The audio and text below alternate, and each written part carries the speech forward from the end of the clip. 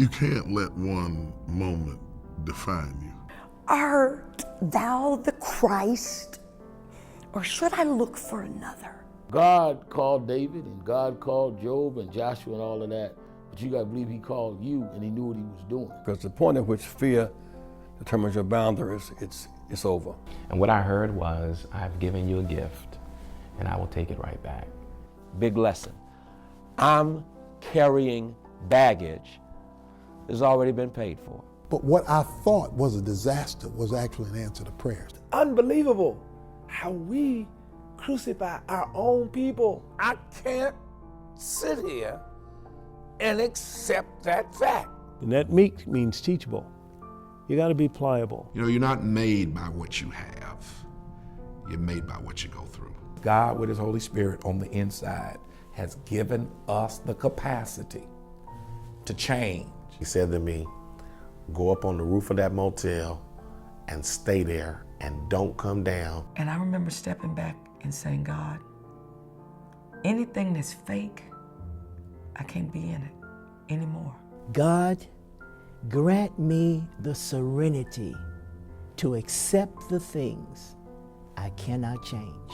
There were times when I didn't even know what to pray. To hear my father say that I wasn't sincere. The rejection,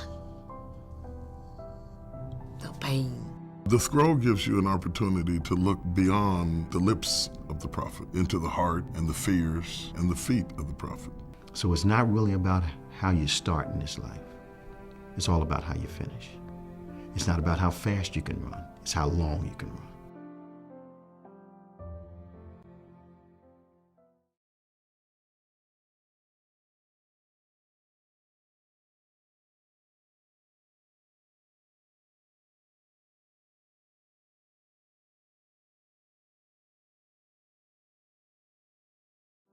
If God says that a man is the head of the marriage, he can't change that. Marriage is a covenant. It's more than a contract. It's more than just a ceremony. In a marriage, you're not always happy. Sometimes you're very unhappy. That was the thing that was gonna end our marriage. I stayed married and I made it one day at a time. If our relationship was different, it may have been a very troubling time for us. I now don't believe that you should marry for love. Love is a minimum of emotion and a maximum of evaluating and meeting needs. We have lost an understanding of the art of relationships in general. They weren't joined at the hip, they were joined at the heart. We took the steps by faith and we took them one at a time. I don't care how fine a person is. If you look long enough, things start changing. You start seeing flaws. Having to take my wife through the aftermath of that, trying to rebuild and reestablish and get back on our feet, it was very difficult. Sex should always be in the context of love, and love and sex should always be expressed in family, so that kids don't ever believe that they can indulge in a sexual situation unless it is embedded and surrounded and encased by love.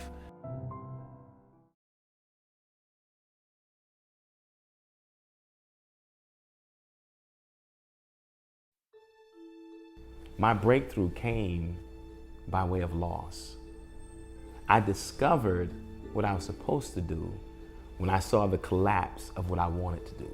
The saddest day of my life was when I found myself standing out in the rain because they had locked the doors. I tried 7 times. You should see my passport. It has more denial. Went September the 11th, and they diagnosed me with prostate cancer. I was shocked. I was so humiliated, and I walked out of the power company and tears started running down my face while I was walking. And I hit that ramp, and I said, I can't do it. So I got 30 days to find out $200,000. No bank would loan us money because we were too young, too small, and too new. That was my God will take care of you moment. I believe that chance favors the prepared mind. That consistency and strategy will always prepare you for the unexpected. There is a chapter 42 of Job in all of our lives. We were made to solve problems. No problems, no profit.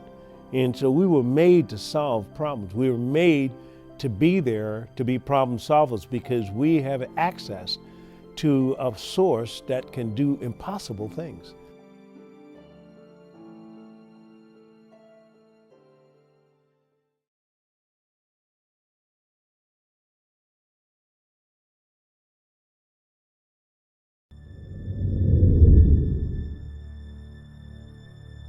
And the man took his finger, put his finger in my daddy's face, and he said, if you niggas don't leave here, we're gonna lock you up.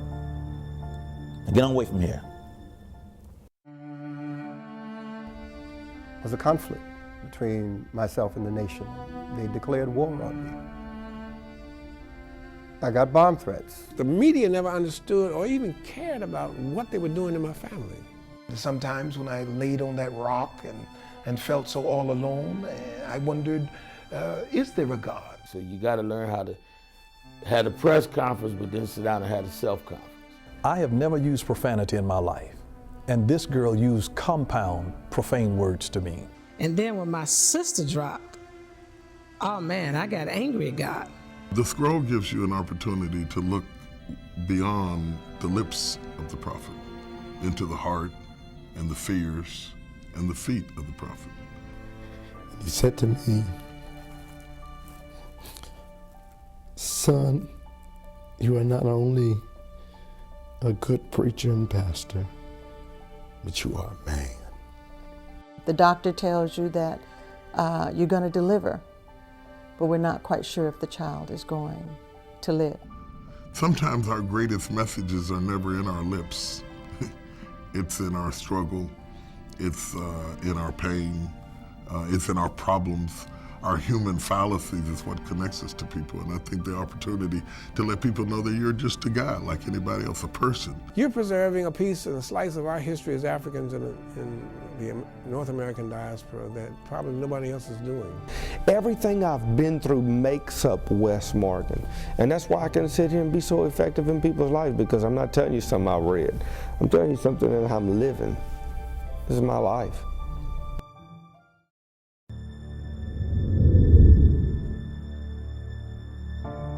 Sometimes your soul craves for something that your mind has not been taught to want. There were some times that I cried all night long. That was real. It happened. I'm telling you what happened.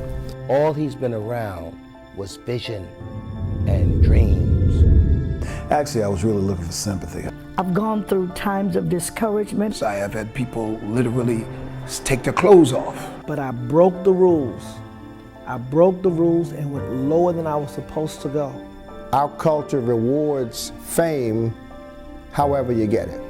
I wouldn't wish this on my worst enemy. And when he made that announcement, I saw the negative side of my people. And so he makes it a still shot instead of a moving picture. And he said, now nigga, what you gonna do? Grade F. And put an F in red letters on. F is an F in black ink. I don't know why the man had to put it in red ink, but F in red ink. When God has his hand upon a person and he regulates that person's life, when your time comes, there's nothing in the world that can stop that time.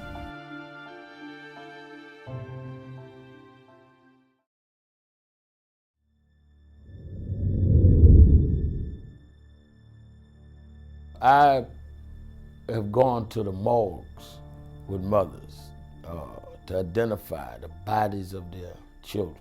Everything in my environment and in my home life showed me what it is that I needed to do. I just wasn't in the right area at that time to really evolve and to mature. Where there's no family affection, where there is no storge, there is complete imbalance in the human environment and the human experience. Her mother and father both died of AIDS, and the family kept her locked up in a closet. My own daughter had gotten pregnant and was not married, and she was a teenager. Was, for me, traumatic. Gene, thus saith the Lord. The Lord said, your sickness is not unto death. Man, the house went up. And I was convicted by the power of his message. And I knew that reconciliation was the Christian thing. But now I'm 55 years old. How do you start all over at 55? After I buried him, I walked in my church with tears rolling down my face, and I stood in the pulpit, and I usually sing a fast song called I'll Praise You. But this Sunday I walked in and I just started singing those words. I never would have made it. I now don't believe that you should marry for love. And I teach that to my marriage ministry. Just to spend time and to look at the man that taught me about life and watching him die, teaching me how to die, had innumerable moments that I'll never forget. Television ministry was exploding. We were in demand all across the world, and I was building the largest facility I had ever built, $45 million facility. And my mother had a brain tumor that later developed into Alzheimer's, and she was going down while the building was going up, and I couldn't stop either one of them.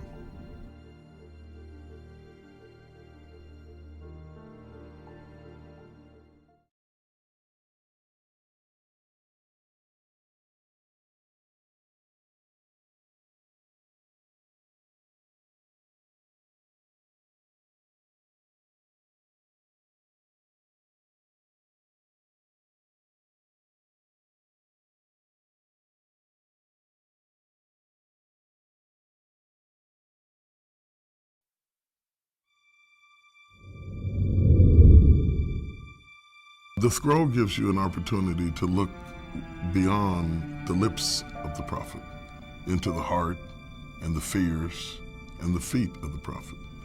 And I think it's very, very important that we do that, because when we understand who a person is, then we can balance what they say against where they came from, how they feel, and who they really are. Sometimes our greatest messages are never in our lips. It's in our struggle. It's in our pain, it's in our problems. Our human fallacies is what connects us to people. And I think the opportunity to let people know that you're just a guy like anybody else, a person with issues and kids and crises and stresses just like them. It is our similarity to them that makes us relative to them. I don't want to be their hero. I want to be one from among them, because that's who I am.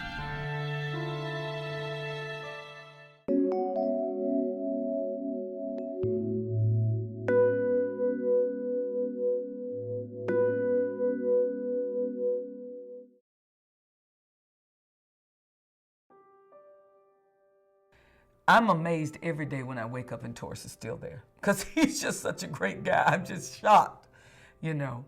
And as I said earlier, with my life being the way it is, and I told him I would never fault you if you walked away. I just couldn't. There's nothing in me that could be angry, because here's a guy that's looking for a marriage where you just sit, you know, you go to work, you come home, you just sit and you rock and you talk, and my life could not be any different. I may be in 2 cities in one day. But a thing that has helped Taurus and I to reach 25 years is that we respect each other. Here's a couple that had a discussion about being divorced when he said, I would still want to be a member of the church. Because he so respects who I am in God. And I respect his you're talking about somebody brilliant. We respect each other and we work well together. And we appreciate that God placed us together and gave us a family to care for. I think that people, right now, if I could speak to marriages, ours doesn't even seem to fit this mold, but I think right now what's wrong is people have lost their concept of the roles of marriage. I don't understand this new passive man. It's not natural. And women have taken on the nature of ravens. It's a teaching I have, where they've had to scrounge for themselves so long, we don't know how to follow anybody. We ain't sure we trust you enough. And a lack of roles, you know, and to understand you gotta take care of this man, period. You go through all these other things on bringing home bacon and la, la, la, la, you gotta take care of him. But in our situation, I think respect has been the key. You can't say everything that comes to your mind because you can't take words back. I think the thing that has helped Torsten and I is that we respect one another and that we are mature adults and we don't just say anything, because once it's said, it doesn't come back. See, after a while, blurting out, all that kind of stuff, that takes so much out of a person's soul till there's nothing left for you. And it does not easily grow back. So I think if you have couples that are in a really bad time, you learn to stop talking about the things that incite pain. We just stop talking about it and do the very best you can by that person. You know, when I was doing my sister's wedding, and I think this is a good description of how I think marriages can be. When you first have that first attraction, you kind of look and you grin and look them up and down and you kind of turn your head toward them a little bit. Then as you decide you want to date, you're looking at each other. And yes, indeed. That's good stuff. But if that's the way you stay, your marriage is going to eventually fall apart. Because I don't care how fine a person is, if you look long enough, things start changing. You start seeing flaws, okay? What a good marriage does is they come together and they're facing each other. But then after a while, they turn and they both face the same direction. I think that respect, being responsible in your speech, and being the kind of people who reach for common goals is probably going to be the best way to have longevity. And you got to laugh at yourself and not take yourself too seriously.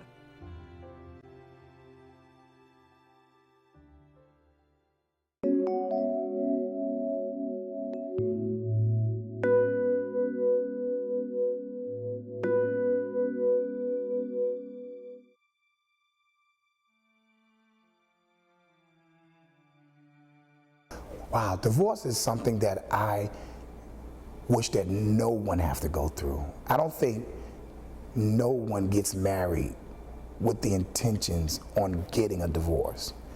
And I wouldn't wish divorce on my worst enemy. It's something that, you know, no one should experience. It was a hard time for me because, again, I did not marry to divorce. But one thing I did learn, you know, going through the process of divorce, you know, sometimes in the church, I think we marry without the knowledge and wisdom of marriage. I think we go into marriage blindly. When I was coming up in church, you know, all we heard is better to marry than burn. You know, and so we didn't want to go to hell, you know, so we was like, okay, we don't want to continue to commit fornication or any sexual sins, so let's go ahead and get married. We didn't marry for love. We didn't really marry. I think one of the reasons why we didn't marry for love, because we didn't even understand love. We wasn't taught love. We, you know, especially in the church, we as men, we're never taught how to love a woman. We're taught how to love God. But no one sits us down to teach us how we are supposed to love a woman and how a woman is supposed to actually love a man. So a lot of things within the church, we learn the natural things of life, we learn in the streets. We learn in school, you know, we learn from our friends, you know, and I really believe that it's time that the church begin to teach the natural things of life. I now don't believe that you should marry for love. And I teach that to my marriage ministry. And when I first taught it, everybody was like, but this is what I mean by that. I teach that you marry, or you should marry, for a relationship. Not relations, but relationship. I really believe that the greater the relationship or the better the relationship, that the relationship produces the love. A lot of people marry for love, but they don't have no relationship. How I came up with that concept, I remember sitting in court with my mom and my dad. And I remember my mom and my dad both saying to each other, I love you, but I can't stay with you. And all of my life, I never understood that. I remember crying saying, if y'all love each other, why y'all can't stay together? And it wasn't until I got grown, and it wasn't until I got into my marriage, until I realized why they couldn't stay together. Is because they did not have a relationship. My dad loved my mom, but they didn't have no relationship, and the love could not grow because they did not have a relationship. They did nothing together. I often tell our married people that the same things that you all used to do before you got married while you was boyfriend and girlfriend, you got to do that now. You have to date, you have to give cards, you have to give flowers. You know, before I got married, I used to talk to my ex-wife before we got married. We talked 50 times a day. After we got married, that ceased. We used to give cards, we used to give flowers, we used to just walk, you know, laugh. We used to go away. I mean, most times when people get married, all of that ceases. There's no relationship. And then I bring that into the church, I bring it spiritual. You know, the reason why I fall in love with Jesus over and over every day is because of our relationship. Our relationship get better and better every day, every hour. And the tighter the relationship, the more I fall in love with them. And so I teach married couples, don't so much concentrate on the love. Concentrate on the relationship. And when you guys have a solid, tight relationship, whatever it takes to make your relationship work and make it better, trust me, the relationship will produce the love.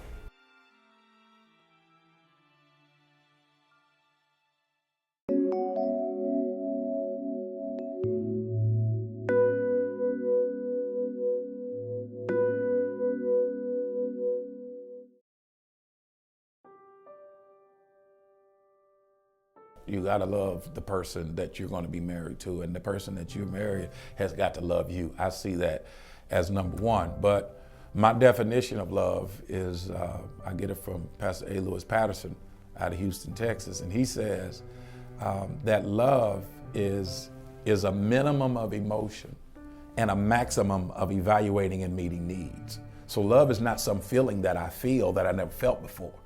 Love is meeting needs. When I love my wife, I'm evaluating her need, and then I'm doing whatever's necessary to meet her need in a spirit of self-sacrifice, even when I don't feel like doing it. So that goes back to meeting needs, it goes back to having to sacrifice, and when you talk about stability and you talk about those other things, I'm doing that because I love you. That is an expression and a demonstration of the love I have. So from my understanding of what love is, for me in marriage, that's the number one thing.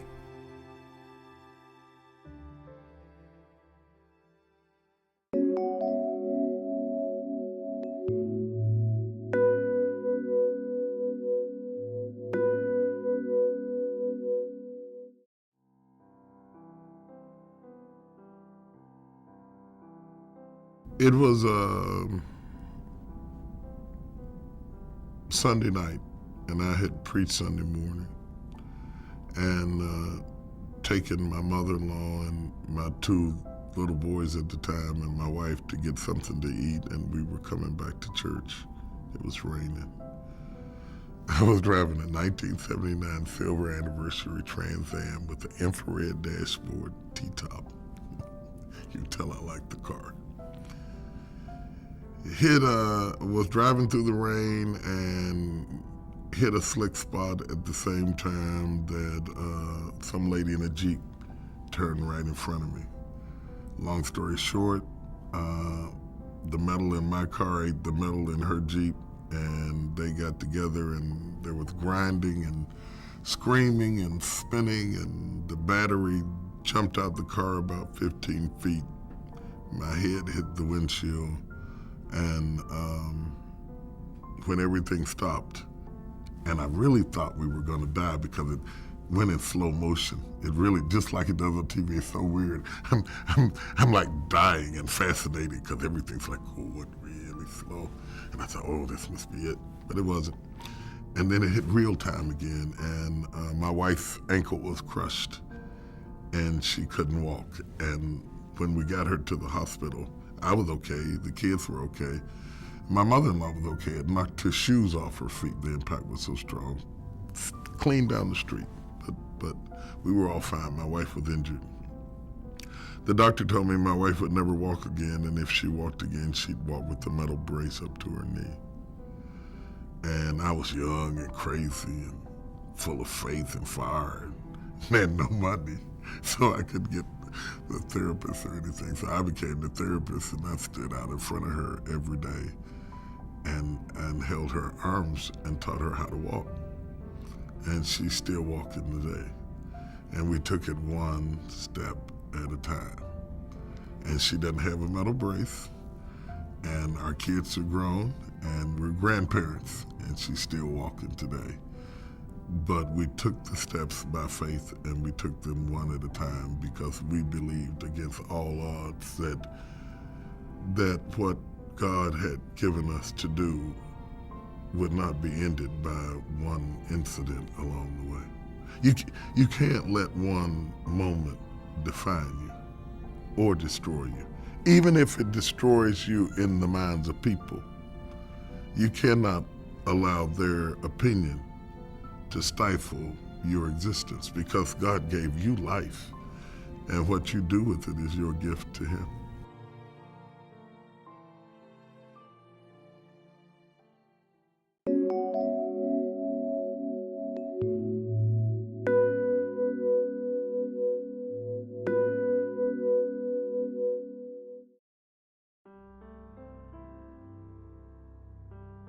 One of the reasons that I think the divorce rate is so high is because we have lost an understanding of the art of relationships in general. Our whole society has become a throwaway society, meaning we don't take care of things like we used to. We don't fix holes in socks, we buy new ones. We don't patch jeans, we get new ones. We don't work on our cars, we lease them and trade them in. So the whole concept of investment in a thing has been lost in this culture. And so that in all areas of our life, we've lost it. And if we're not careful, in church, we teach it. You know, if friend don't understand, then just tell them, get behind me, Satan, and I'm running on. And I don't care what you think, I'm going for mine. And some folk you gotta let go. And I find myself saying those same things, and it's true. But what we have created is a context that does not understand commitment and duty.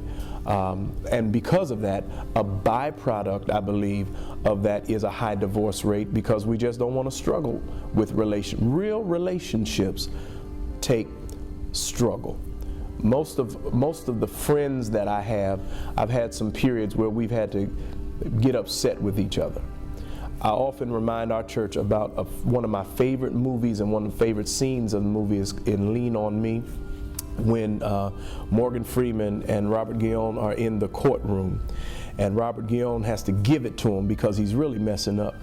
And he hollers at him and reminds him who's in charge, and he says, and you're going to do what I told you to do. That's it, end of discussion. Stops, and it says, come on, let's get something to eat. We've lost knowing how to do that. For most of us in society, an argument, a disagreement, or a real bad fallout, it's a wrap. I'm finding somebody new. And I think that is at the core of it. And some of that is coming out of the church because of our highly individualized Christianity that far too much of our neo-Pentecostalism is teaching. It's just me and Jesus. And it's just me, and what God has for me is for me. When the book does teach an individual salvation, but it is directly tied to the sociality of mankind. And so there is a social gospel, and we're missing it. And as we miss it, the byproduct of that is broken and splintered relationships. and divorce is one of those expressions.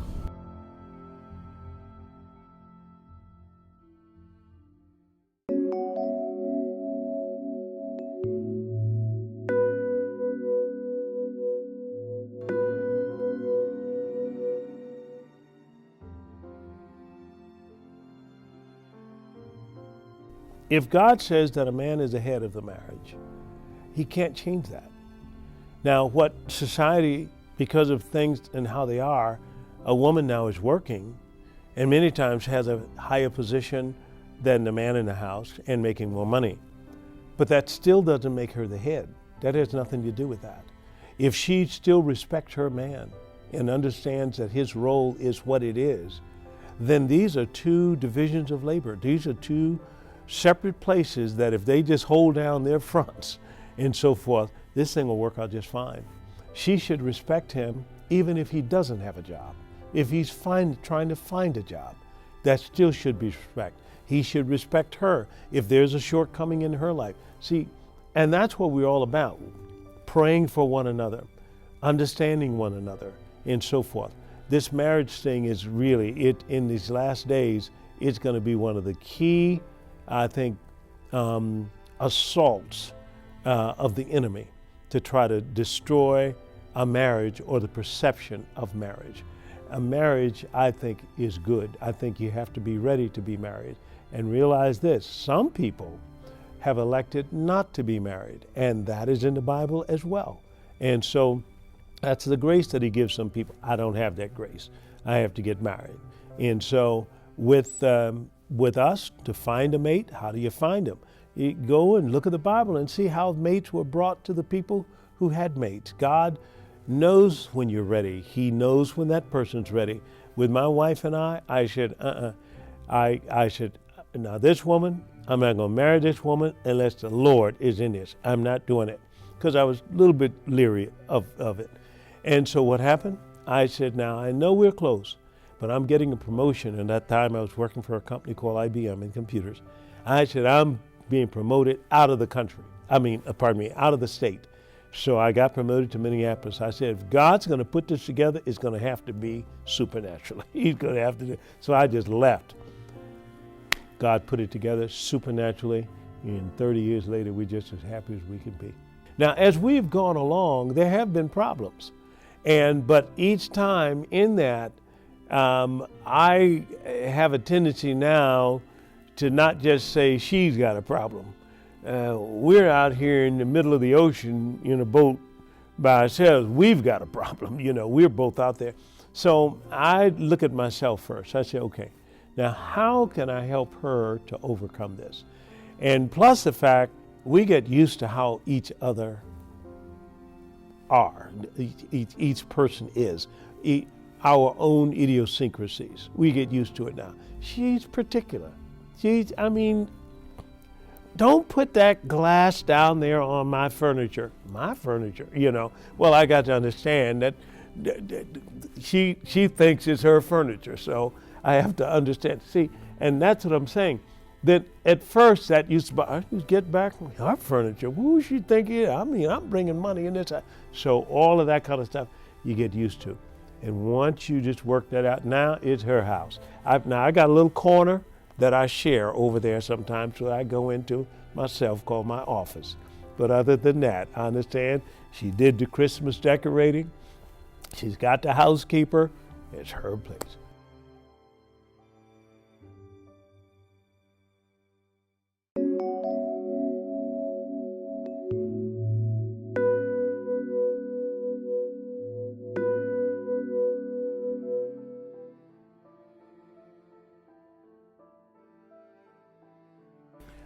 Well, love is central and love is principal to the human existence. Indeed, and in fact, it has to be, because first of all, God is love. And if he is the creator of human beings and he put us in a social matrix, then we have to understand that relationship becomes the most critical piece of our existence.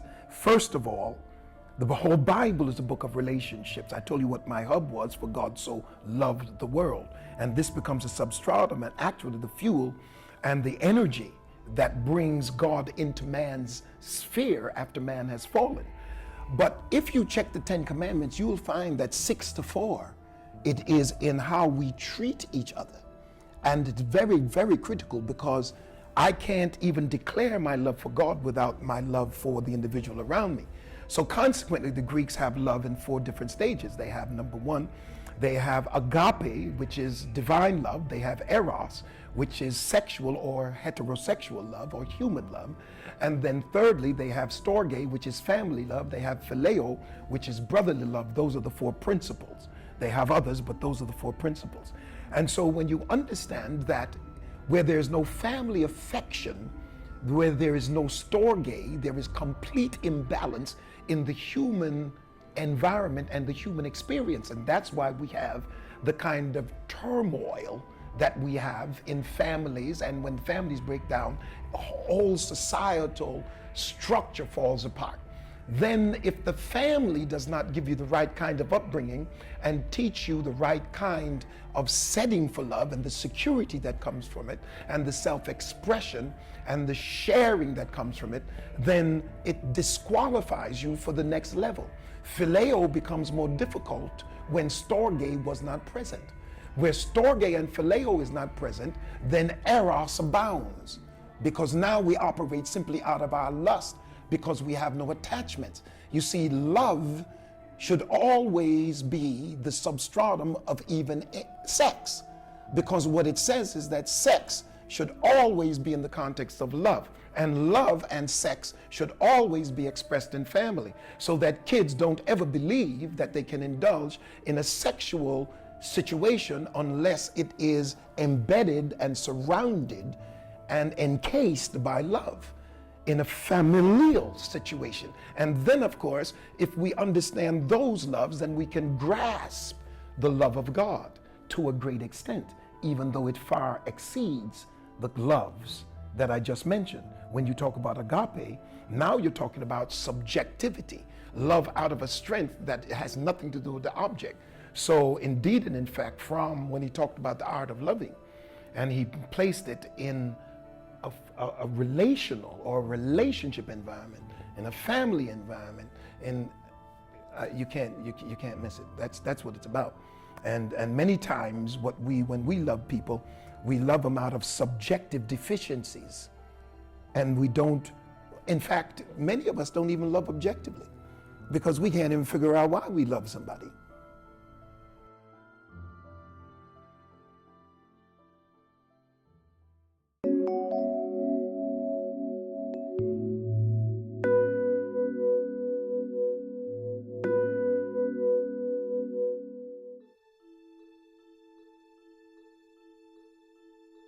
We've been married a long time. We married young, and we grow. People grow in a relationship, and you all don't grow at the same speed, and you all don't grow in the same area. It's like a garden, and both of us are God's blossoms, but we bloom at different times. And the fruit, the harvest, may come at different times in our lives. And so the rocky part comes when we're growing at different paces, or something is capturing our attention that's different from what we started out from. My husband didn't intend to marry a preacher or a bishop. Our lives, our life plan was to be absolutely different. And so the hard part was when God is calling me to preach, and God is doing something different with me and in me that changes the outlook on our family. You can imagine what it's like to come home and say, hey, guess what? God's called me into ministry, and this big time job I got to quit. And this big time paycheck we used to be getting in our family, your big check, my big check, is going to be your big check and my little check, or your big check and my no check. And I got to go to school. I got to go to seminary because it's a requirement of our denomination. And it means I'm starting all over again. I'm starting at the bottom and building my way up. And then just trusting and hoping that God says to him the same way God says to me. And so the lesson that I learned was just trust God. If God calls you, then God has already given the tools, the resources that you need to fulfill the call. that God has put into place those things that's going to help you get from where you are to where God wants you to be. And so when I told my husband, I said, hey, you know, this is what it is, this is what it looks like, this is what it sounds like, and this is what I believe God wants us to do. He was concerned. He says, does this mean God has taken you away from us? Because we had one child, and we have 3 altogether. Does this mean God's taken you away from me? Taking you away from us? And my response to him was that if God wanted me to be single in ministry, he would have arranged that a long time ago. God is calling me, that means God is calling us, that we're in it together. If our relationship was different, it may have been a very troubling time for us. But in our relationship, from the very beginning, when we met, I'm for you, you for me. Wherever the Lord is leading you, I'm with you. I'm in your balcony. I'm your greatest cheerleader. I'm giving you a standing ovation, pushing you along the way, as I am for him, as he is for me. So his ego was not so much so that it kept me from being who I am. And my ego is such that I don't keep him from being who he is. If our relationship was different, it would have been harder. But it's learning how to trust God to bring the life out that he wants for both of you.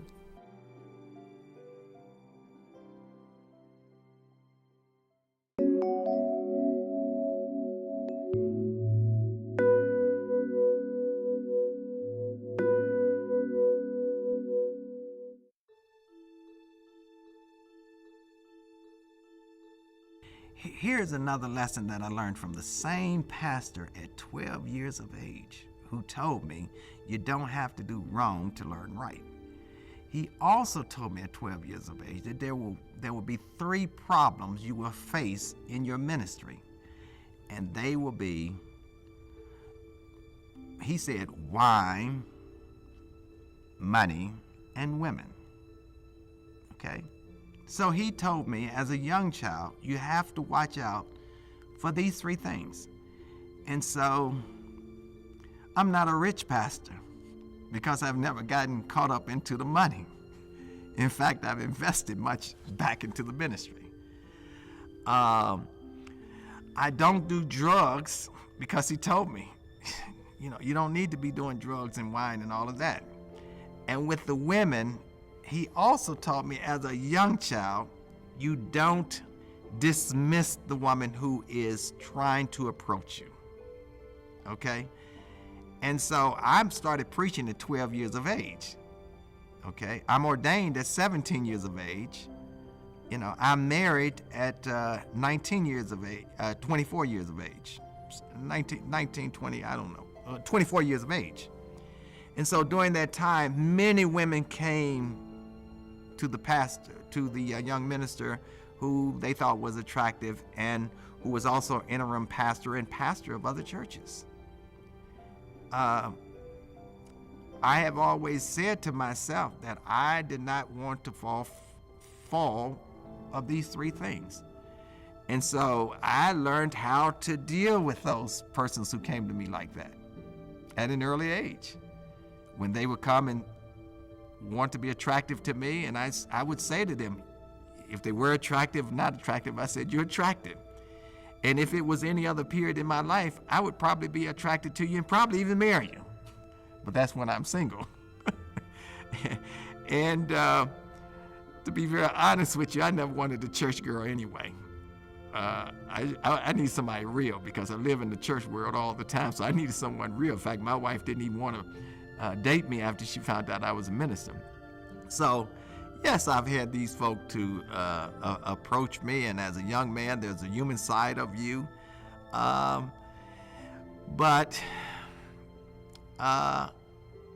you know, somehow, I have not been perfect, you know, but somehow I've always tried to handle it in the right kind of way, because I knew that was one of the greatest downfall in a minister's life. And so when it came down to the marriage, I understood something not about happiness, but something about commitment. For me, marriage ain't about being happy all the time. It's about commitment. And this great doctor who I owe my very life and existence and philosophy to, had taken me up under his arms as his own son. In fact, he wanted me to marry his daughter. But those are human struggles, and like human struggles, and the other thing in psychology, I always learned that sex is a desire, not a need. In other words, you can control desires. The other day, one of my young sons said that he was going to divorce his, not my biological son, but one of the sons in the community that I try to raise several kids. He said to me that he's leaving his marriage, and he said it's all because he's unhappy. And I said to him that if you married because you think you're going to be happy all the time, you married for the wrong reason. Because in a marriage, you're not always happy. Sometimes you're very unhappy. I said you married because you were making a commitment to another human being, and you were ultimately, because you have a child, you made a commitment that you would protect and take care of this child, and that you would remain committed, which means it's probably what has happened is that you have a commitment somewhere else, and you probably need to deal with that other commitment, whether it's job, whether it's a female, whether it's money, whether it's family outside of the immediate family. Your problem is a commitment, not happiness. Happiness will come and go, because happiness is based upon what happens, and everything ain't gonna happen the right kind of a way.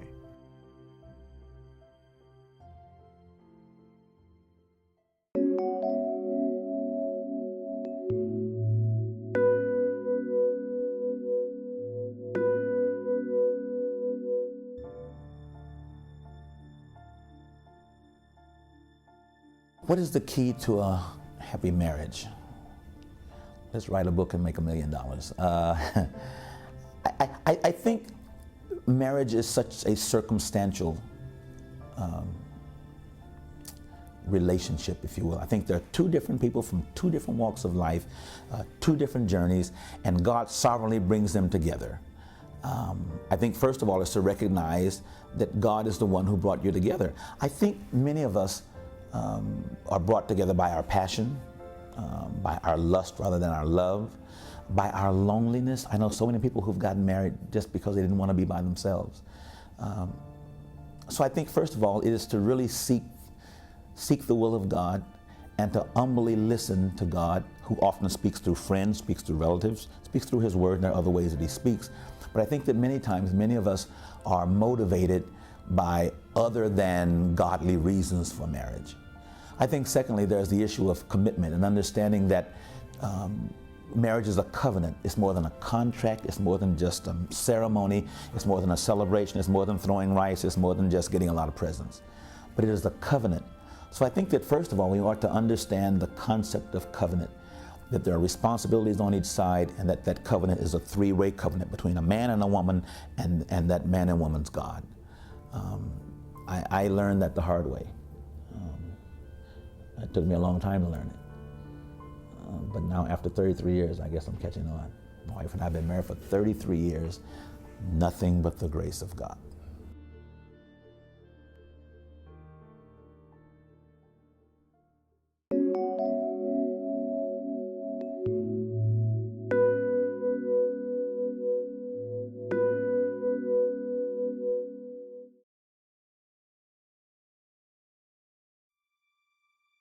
I have two children, Erica and George II. George II wasn't here yet. Erica just arrived on the scene. Little bitty baby. And I had a job. I was working at a company, and there was a young lady at the job, and she was a real good friend. And we started to confide in each other, find it easy to talk to each other, and make a long story short, one day I came home because, you know, I had this conviction in me, you know, I'm glad I'm married, I'm happy I'm married, it's great, you know. So I come home one day and I said to my wife, to Mary, I said, I don't think I said babe. I said, I don't know what I said. I don't know how I started it. But I said to her, I said, I think I'm having feelings for this other woman. And because that was the beginning of it. And I told her that at the beginning. And I saw my wife react in a way that I've never seen her react. And what I had, what I figured out was, I just hurt this child. And she cried. And, you know, what us guys do, you try to make it not as devastating as it is. You know, I'm just telling you, I'm kind of going back. I'm just telling you, I just have feelings. I think I have feelings for this other woman. And Mary wasn't hearing that. So, make a long story even shorter, I'll never forget this moment. What I saw in her eyes really messed me up. And I, so sorry, went through all of that.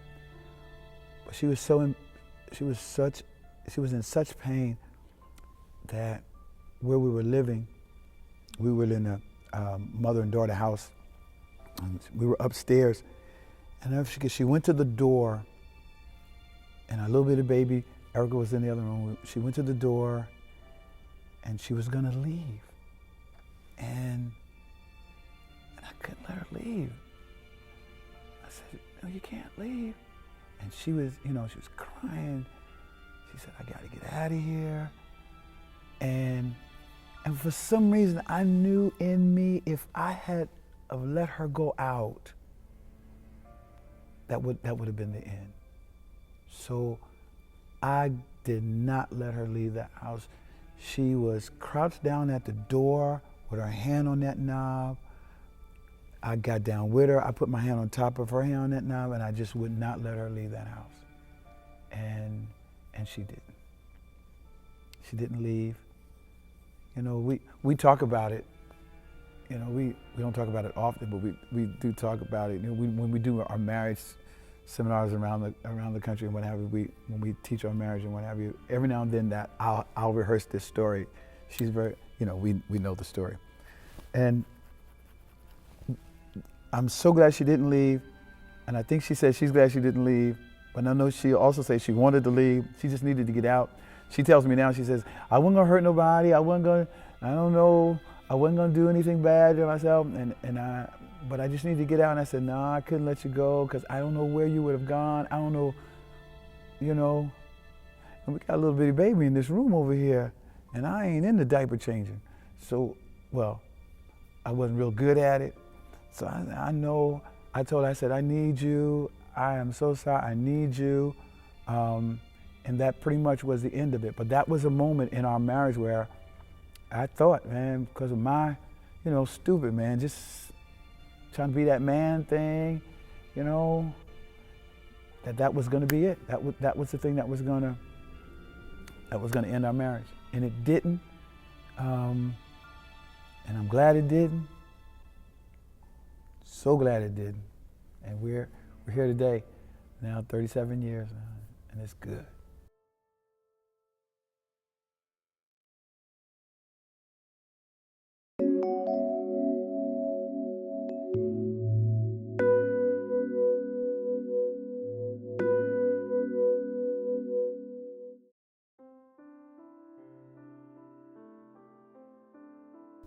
Probably one of the biggest storms I've had in my marriage is the financial storm. When you're starting a church, you give your all. And people at our church at New Beginnings, they know the testimony. When we first started this church, my wife and I, we gave everything. We were trying to get a loan, a mortgage for this church, and we were only 3 years old, and no bank wanted to give a church $4.5 million. And so we had to convince them that we could carry it. And so they wanted us to have a certain amount of money in the bank before they would even consider it. And they gave us a certain amount of time. And the time was fastly approaching, and the church had sacrificed and people were giving, but we were still a long way off. And I can remember asking my wife, let's pray, let's fast about what we can do. And I remember the Lord speaking to me, and I went to my wife and I told her, I believe that God has really spoke to me about what we should do. And I think we should sell our home. And it was our first house that we owned. And instantly she said, okay. And we sold our home and we gave all the money to the church, but we were still a ways from what we needed. So we kept praying, kept asking God, what do we do? And I could hear the voice of God say to me, you got it. And I like, God, I don't have it, what? And instantly it was just as if God was right there, and he said, cash in your insurance. And so I went to my wife and we cashed in our insurance. Still didn't have enough, kept praying, kept believing. God spoke again, cash in your children's college funds. So we cashed in all of our college funds. And it was a week before we needed the rest of the money, and we were about $10,000 short. And Sunday had passed. The meeting was coming on Friday. Monday morning, I was so hurt and so frustrated. We didn't have the money, and we got a little bit of money coming in. So by the time Friday was to come, we were about $7,000 short, and I was just so heartbroken because I'm like, I don't have anybody else I can call. I don't know what else to do. We don't have any more money. And instantly, it came to me, and I know it was nobody but the Lord. He said, you already have it. And I'm thinking, God, we've sold everything. We've sold our house, we've cashed in insurance, we've cashed in our retirement, everything is gone. And all I can remember is our wedding rings. And I had saved up and got my wife an expensive wedding ring. And so I went to her and I said, you know, if you could, would you cash in your wedding ring if I cash in mine, and we'll give the money to the church? And without hesitation, she took it off her finger and we cashed in our wedding rings. And it was the exact, when I took it back to the jeweler, we got the exact amount, $7,000. I didn't ask him for $7,000. I just said, man, how much can I get for these two rings? $7,000, and it was the exact amount we needed to close out the deal with the bank. But from that, it was tremendous sacrifice. And having to take my wife through the aftermath of that, trying to rebuild and reestablish and get back on our feet, it was very difficult. And it was very trying. It was a very testing time because, again, my family felt like we're making all these tremendous sacrifices and we're not getting anything in return. And that was a very turbulent time, a very difficult time.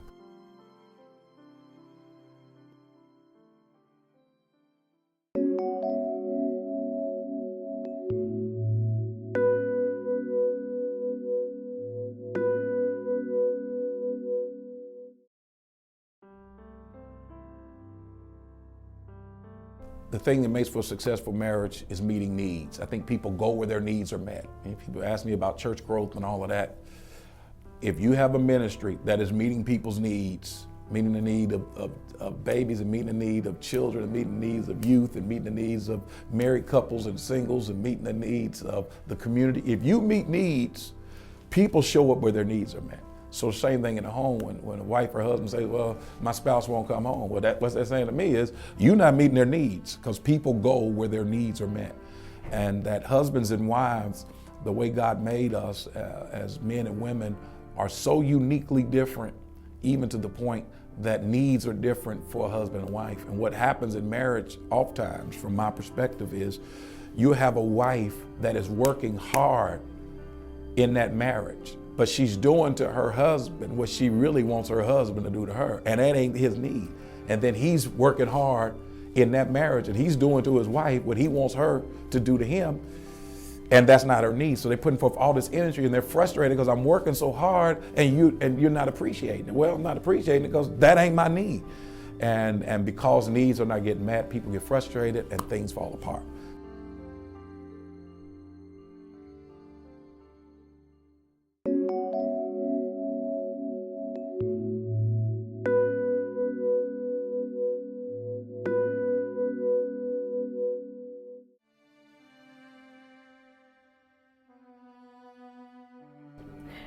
I've been married to the same man for 35 years. The key.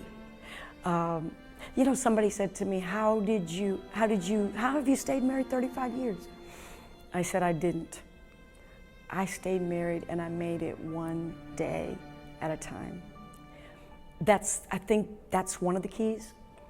When my children started looking to find, to settle down and get married, what I told them, I said, baby, all three of y'all, whoever you marry, make sure that your destiny is headed in the same direction.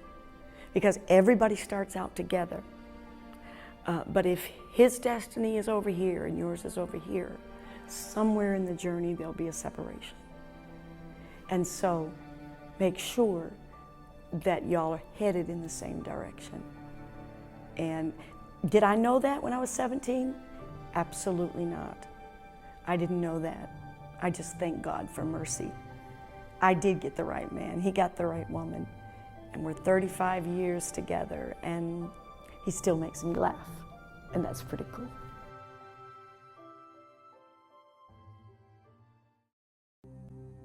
Chilling at the crib, thinking about what he's done for me. All the good times, the bad, and the laughs. Every circumstance in my life fills my mental capacity. My mind needs church, but unlike David, I'm not glad. Underground emotions rule my thoughts, but I still pray. I remember being taught one day everything will be okay. The pressure builds and anxiety gets the best of me. But the place we